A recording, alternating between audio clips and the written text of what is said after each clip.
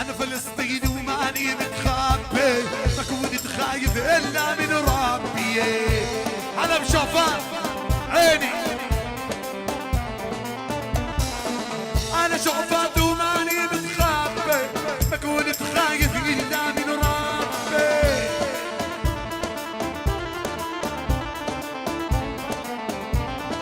فرقة سراج وبغربي ورابعي، حضاد أحبابي ولا الصاعد. يابا يابا يلا اسمع وينو كس كس كس كس كس كس. يلا فرقة سراج حرك.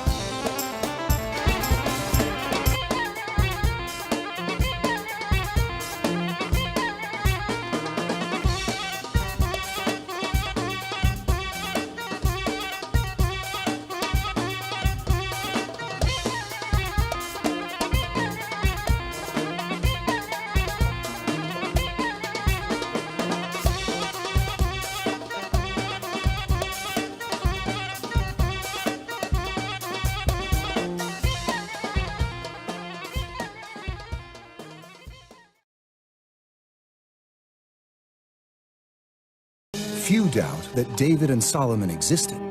There is just no proof they were great kings, capable of commanding a copper industry like Kirbet and Nahas. Some believe they were more like tribal chieftains. If that is true, how did the Bible come to describe Solomon as ruler of a magnificent kingdom? Perhaps because the stories of Solomon were passed down by word of mouth for generations. In the process, they were embroidered. Despite the reign of David's son Solomon saw unrest when one of the king's servants, Jeroboam, rebelled. Jeroboam was on the king's errand when he met the Jewish prophet Ahijah, who told him that God was going to give him authority over 10 of the 12 tribes of Israel. When Solomon learned of the prophecy, he sought to kill Jeroboam, who fled to Egypt for sanctuary. Towards the end of Solomon's reign, the kingdom was in decline. Solomon's wisdom and power were not sufficient to prevent the rebellion of several of his border cities. Damascus under Rezin secured its independence of Solomon, and Jeroboam, a superintendent of works, after Solomon's death, his son Rehoboam was set to become the next king. Jeroboam returned from Egypt and led a group of people to confront Rehoboam with a demand for a lighter tax burden. When Rehoboam refused the demand, 10 of the tribes rejected Rehoboam and David's dynasty, and Ahijah's prophecy was fulfilled. Only Judah and Benjamin remained loyal to King Rehoboam.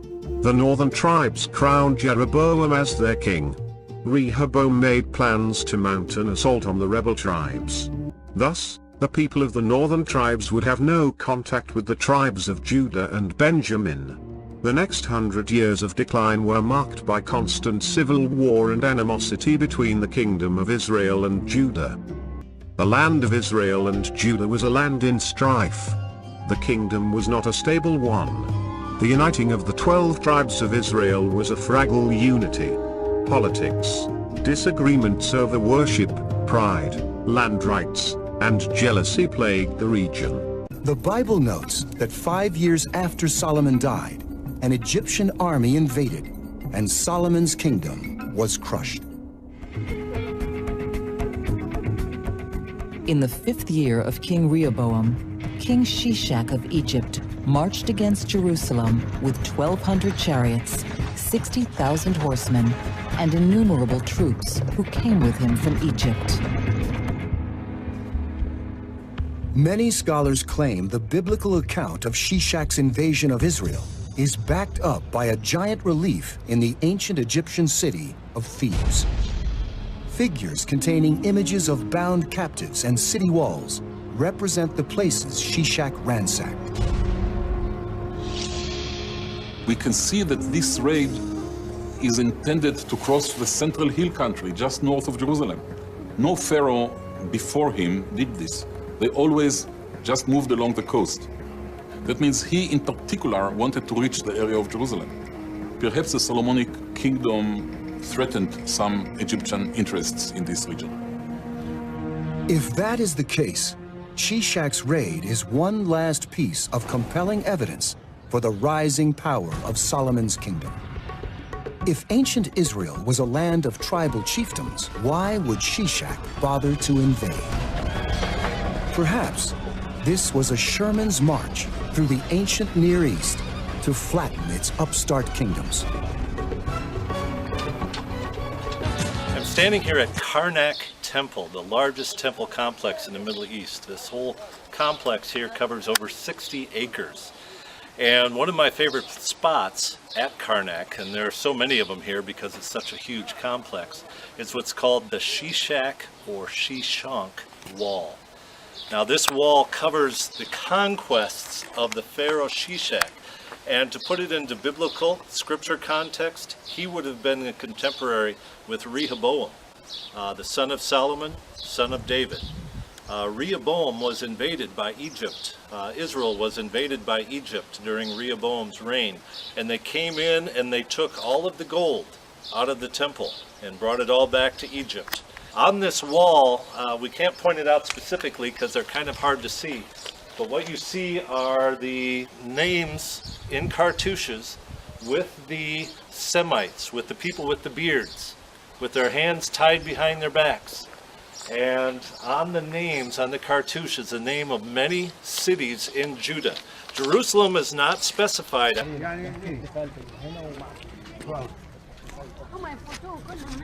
So here we are at Karnak Temple.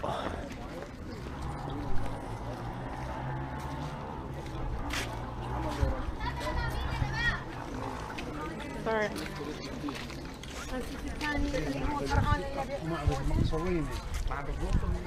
Understand that it's supposed to be. Sure, but I can understand putting a ladder and carving that. I guess Yes, but it's my confusion is with ropes and pulleys and a crappy bamboo or a wooden staircase, trying to get that up there. I mean, and then, you know, this is the problem, we don't know the time frame, but we know it's been worked on over long, long periods of time. Let's head back here real fast. Okay. I want to just...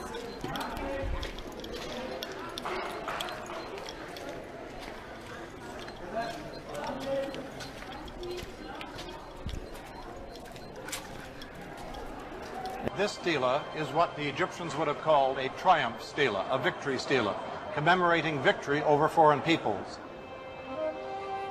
Most of the hieroglyphic inscription celebrates Merneptah's triumph over Libya, his enemy to the west.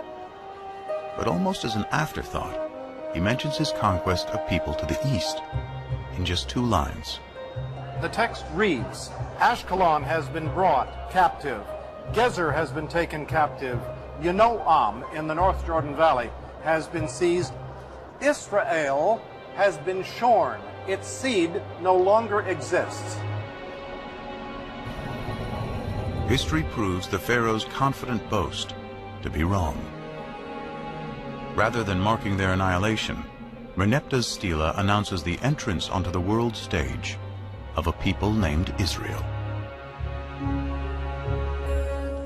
This is priceless evidence for the presence of an ethnical group called Israel in the central highlands of southern Canaan.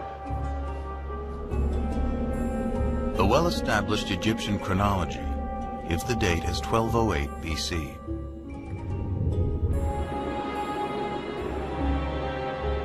Merneptah's stela is powerful evidence that a people called the Israelites are living in Canaan, what today includes Israel and Palestine, over 3,000 years ago. Welcome to the Montreal Arabic Corner. This is our 69th episode devoted to King Rehoboam of Jerusalem. But was he a king or just a chief of a tribe or a religious cult, or what is known as Mukhtar, translated to the chosen, a title that has roots in the Canaanite society and is still in existence in Palestine, Lebanon, Syria, and many other countries in the Middle East.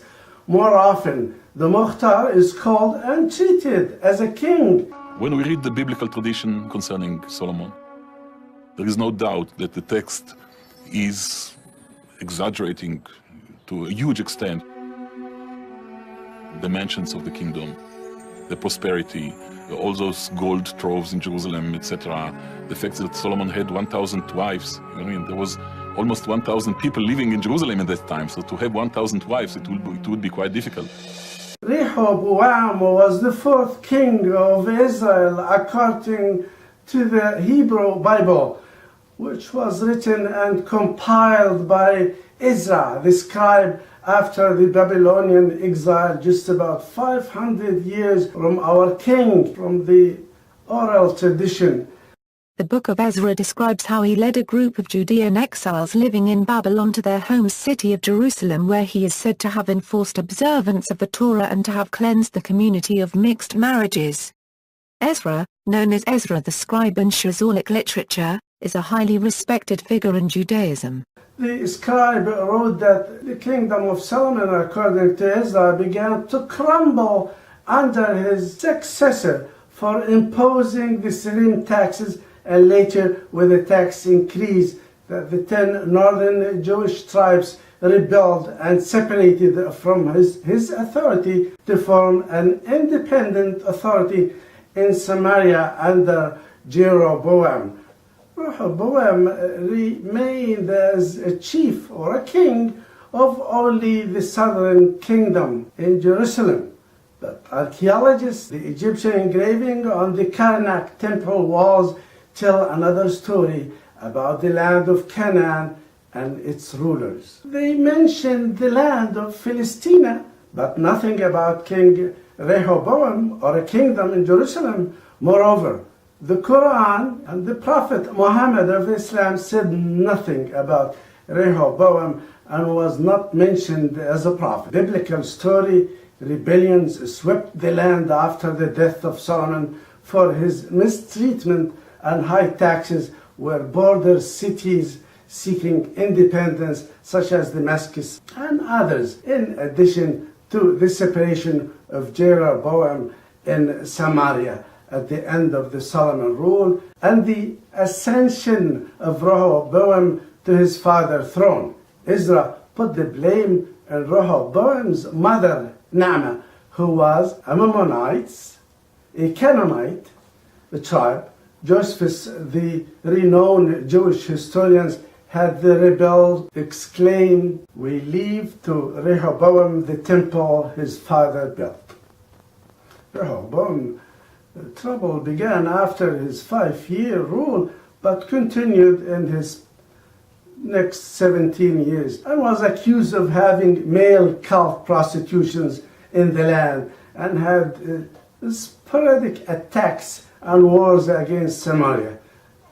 Bible commentary attributes Rehoboam's tendency to depart from the true religion to his mother's influence, although she was the wife of Solomon, although the wife and mother of Solomon were also Canaanites and not Jews. The narrative reports that the Jewish tribes of Israel and Judah were in a state of war throughout his 17-year reign. There is an Egyptian perspective to this era inscribed today in the Bubastit portal at Karnak temple in Upper Egypt, showing cartouches of Egyptian pharaohs. Shusnak I mentioned his invasion of the land of Palestine. The Bible says in the 5th year of Rehoboam's reign, Shishnak, king of Egypt, let's forget about the misspelling of the names. The Egyptian pharaoh brought a huge army and took many cities in the land of Canaan. The account in Chronicle states that Shishak marched with 1,200 chariots, 60,000 horsemen and troops who came with him from Egypt and captured all of the fortified town. When they laid siege to Jerusalem, Rehoboam gave Shishak all of the treasures out of the temple as a tribute. The Egyptian campaign cut off trades with South Arabia via Eilat and the Negev that had been established during Solomon's reign. And Judah became a vassal state of Egypt. This is the biblical story. On the personal side, the Bible says Rehoboam had 18 wives and 60 concubines. Not a lot. They bore him 28 sons and 60 daughters. He died in 1915 BC. He was succeeded by his son Abijah. Shishak I was identified by archaeologists on the statue base in Byblos, Lebanon, also part of monumental stela from Megiddo bearing his name, and there's a list of cities in the region comprising Syria, Palestine, Phoenicia, and the Negev.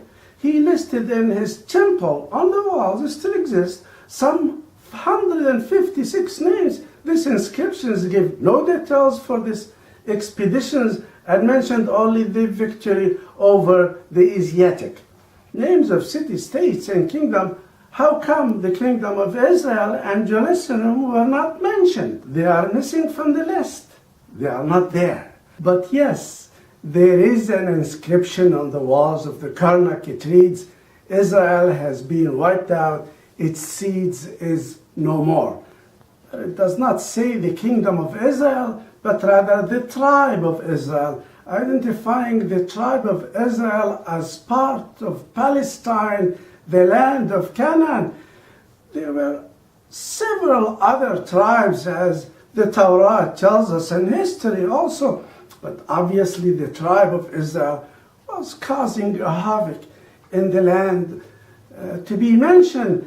This is the first time the tribe of Israel was mentioned, to say the obvious, outside of course the Torah. There was no kingdom, nor a capital, nor a king, perhaps a tribal king that assumed his position facing the Egyptian army as a tribal chief. Among various typographical lists inscribed on the walls of Temple of Amun at El-Hiba and Karnak, there is no mention either of an attack nor a tribute from Jerusalem. But the Pharaoh did not say no kingdom or a temple or even a treasures were confiscated. The account of Shishak carrying off treasures from Jerusalem is of a dubious, according to historians, for it is not verified by sources outside the biblical account. Thank you. الملك ريحوبام ابن سليمان ومن ورث الحكم منه يلقي الضوء على بداية وجود الطائفة اليهودية في فلسطين وفي حياته وملكه. أول مقارنة حقيقية بين ما جاء في التوراة وما جاء في نقوش الفراعنة في متحف الكرنك اللي موجود اليوم عن الفترة التي عاش فيها فرعون ششناك، وهو أول فرعون يذكر بالاسم في التوراة. ششناك كان أقوى ملك في منطقة الشرق الأوسط في تلك الفترة، لكن مع أن هذه الفترة فترة انقسام وتدهور بين القبائل اليهودية كما يتناولها رجال الدين اليهودي والمسيحي، بحجة أن الملك ريحوبام ابن سليمان تابع سياسة والده سليمان في فرض ضرائب باهظة. سليمان بنى حسب التوراة مباني وتمبل وكذا من الضرائب على الناس وعلى السكان، وأن هذه السياسة جعلت 10 قبائل يهودية تنفصل عن حكمه وتحمل السيف عليه طوال فترة حكمه، وتقسيم المملكة اليهودية لمملكة يهوذا ومملكة سامرة. هذا كلام التوراة. الدين الإسلامي وأحاديث النبي لم تشير لهذا الملك لا من قريب ولا من بعيد، حتى المؤرخين العرب والحمد لله تجاهلوا هذه الفترة كليا، ملوش وجود. ما قصة هذا الملك إذن؟ وهل حقا كان ملك؟ بعد وفاة الملك أو النبي سليمان تشير التوراة إلى أن بلاده كانت تشهد انتفاضات وثورات ضد حكمه، وكثير من المدن الكبيرة والبعيدة على الحدود بدأت تنفصل عنه، وأن زعيم وقائد عمالي اسمه جيروبام هرب لمصر من اضطهاد الملك سليمان طبعا ورجاله. وبعد وفاة سليمان عاد من مصر يتحدى الملك الجديد ابنه ويطلب تخفيض الضرائب اللي كان طلبها من سليمان على المواطنين، ولكن الملك رد بزيادة للضرائب، مما حدث بجيروهام قيادة 10 قبائل يهودية، وانفصل عن الانفصال عن المملكة وأعلن استقلاله في مدينة سمراء اللي موجودة الآن في نابلس وعلى قمة جبل جيروزلم. شيري هان أو نابلس اليوم، وبقيت المملكتان تتحاربان خلال حكم وحياة الملكان حتى قدوم جيوش الأشوريين لفلسطين، ثم تبعهم البابليين بقيادة أبوخضير اللي أخذ قادة ورجال دين مملكة يهوذا، خلينا نحن هنا في التوراة، لبابل حسب رواية التوراة حتى يوقف هذه الحروب بينهما. كانوا قبائل متحاربة زي الباقيين، يعني لا يختلفوا. المؤرخين ورجال الآثار مختلفين على اسم ملك القدس ومملكته، وبعضهم يقول كيف تقول مملكة القدس وكل سكان المدينة وقتها، المكان اللي فيه كان داود وسليمان كان حوالي 1000 مواطن، وأن النبي سليمان تزوج 1000 زوجة وعدد سكان المملكة 1000، يعني معقولة؟ هم يتفقون أن كتاب التوراة بالغوا كثيرا في حساباتهم وتسمياتهم، فلم يكن الملك ريحو بهامة إلا زعيم أو شيخ قبيلة أو طائفة لا أكثر. في التراث الفلسطيني هناك المختار، ويسميه البعض ملك لقوته وسلطانه وحكمه في القضايا المدنية وتجميعه للضرائب للدولة الحاكمة أو للدولة المركزية، وتعيين الحراس والبت في قضايا الخلافات وبين أفراد قبيلته وأسرته من إرث وزواج وطلاق. لحتى اليوم يمكن أن يطلق على المختار اسم الملك لقوته وهيبته واحتراما له. كمان على رئيس القبيلة برضه ممكن نسميه ملك. So, David and Solomon, great kings or tribal chieftains? The debate has raged for 40 years.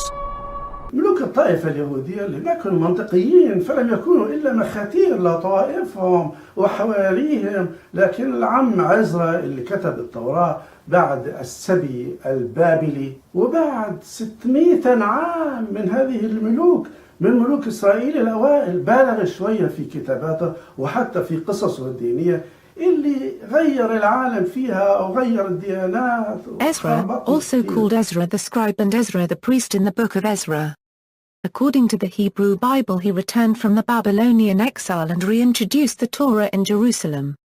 According to First Esdras, a non-canonical Greek translation of the book of Ezra, he was also a high priest. هو جمعها من قصص شفوية متناقلة جيلا بعد جيل، وهي شبيهة بما عرف في فلسطين وبين الكنعانيين بالخراريف المبنية على المبالغة، والقصص اللي لا تزالت موجودة على الغيلان والغولة والغول والخيالية، وواضح انتشرت فيها خراريف الطائفة اليهودية اللي كانوا يحكوها لبعض وتحكي قصة عائلتهم فيها والله وغيره. عندما وصل الفرعون المصري شوشناق الأول لبلاد الشام راح سجل 156 مدينة دولة يحتلها ودمر أسوارها شاملة المدن في أرض فلسطين، ويمكن مراجعتها في معبد الكرنك في مصر الآن.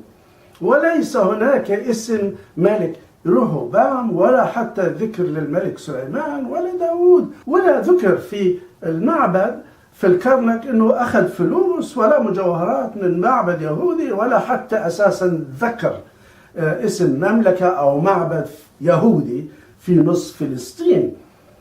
يعني الذكر طبعا اجى في التوراة، والمقارنة بين العلم والدين تؤكد ان هؤلاء الملوك كانوا القاب لا اكثر، وان اسماء الملوك اسطورية خيالية وليست حقيقية، وأضيفت لأسماء مدن حقيقية وأحداث تاريخية مثل الفرعون والاجتياح لبلاد فلسطين حقيقية. كانت ألقابهم بملوك لم يكونوا أكثر من زعماء أسر وقبائل أو مخاتير لعدة أسر. التشيف زي ما بيقولوا بيسموهم رجال الآثار بالإنجليزية، سواء الملك داوود أو سليمان أو حتى ريحو بوام. لكن هناك نقش في الكرنك من أيام شيشانغ الأول يشير الفرعون يشير أن إسرائيل تم مسحها وبذورها لم تعد. لم تقل الخرطوشة على جدران المعبد لا مملكة ولا دولة إسرائيل، وواضح المقصود هو قبيلة إسرائيل، واحدة من ضمن قبائل فلسطين وكنعان، ويظهر اسمها لأول مرة في التاريخ الفرعوني وحتى تاريخ المنطقة ككل، جزء من فلسطين وكنعان، وذلك طبعا خارج صفحات التوراة اللي رجعت لتاريخ غير مؤكد. من مؤسس هذه القبيلة ومن يكون زعيمها ليس هناك تفاصيل توضح ذلك. شكرا لكم. لربما يمضي كل عريسين وقتا طويلا في التخطيط لزفاف باهر ترتدي فيه العروس ثوبها الأبيض، لكن الأمر ليس كذلك بالنسبة إلى حاتم وسجا، فقد نظما زفة شعبية بالأثواب الفلسطينية التقليدية على أرض قرية قالونيا المهجرة غرب القدس. من هنا لجأ أجداد حاتم في نكبة فلسطين إلى ضواحي القدس الشرقية. حاتم وهو مهجر من الجيل الثالث يعود مع عروسه في رمزية تدل على تمسك الجيل الشاب بحق العودة. أكيد فرحتنا ما بتكمل إلا بهاي الاشي، فأصرينا إنه نيجي لهون ونعمل فرحتنا عرسنا بقريتنا المهجرة قالونيا بطريقة مماثلة لتلك التي كانت تشهدها القرية قبل نكبة 48. يرفع العريس على أكتاف أصدقائه فيما يسير به الرجال إلى المكان الذي تحتفل فيه النساء ليلتئم شمل العروسين وسط تجمع لأفراد العائلتين. وقد سبق حاتم وسجا أيضا زوجان شابان قررا إقامة زفافهما بطريقة تقليدية في القرية، وتقام الزفة في هذه الرقعة التي حولتها إسرائيل إلى متنزه عام. يبدو وكأن جميع المحتفلين قد وضعوا لساعتين من الزمن 67 عاما من النكبة وراءهم لترقص أنقاض القرية على ذات الإيقاع التي كانت تصدح به قبل 6 عقود ونيف. لولا وجود هذه البيوت المهجورة وبعض الشواهد الأخرى فإن هذا المشهد يعيد القرية إلى أيام ما قبل النكبة، في لحظات فرح مشابهة لتلك التي كانت القرى الفلسطينية تحتفل بها بأعراسها، ويبقى دائما جزء من روح اللاجئ الفلسطيني ساكنة لقريته المهجرة، سواء استطاع أن يطأ أرضها لزيارة أم فصلته عنها حدود أخرى. من قرية قالونيا المهجرة في القدس، داليا نمري، RT.